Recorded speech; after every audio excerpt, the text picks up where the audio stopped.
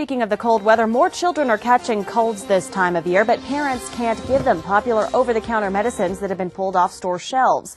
Marissa sat down with Dr. Barry Ramo to talk about some other options. Dr. Ramo, when a child is sick, you want to do something for them when they have a cold or they're coughing, and I run into that problem too. But recently, some of those medications that are on the shelves, the FDA said don't give them to children, and they've been pulled. So what do you do? No, you're absolutely right. I have my grandchild, Carlos, who's living here now, and if he gets a cold or something, my inclination is to give him one of these over-the-counter medications.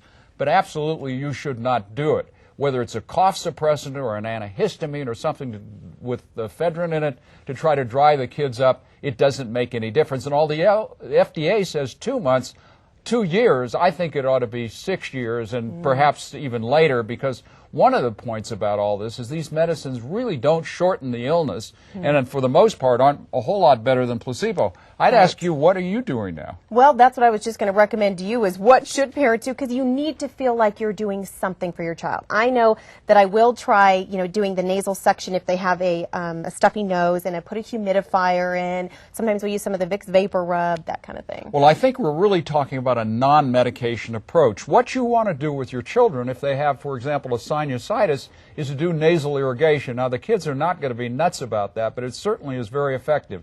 Use a moisturizer. Make sure that they're getting plenty of liquid so that they don't get dehydrated, but don't give them any of these medications. And I think even as an adult, you ought to question whether or not they're doing you any good, because the studies are not overwhelming that they're really beneficial. Okay, good advice. Thanks, Dr. Ramo. You bet.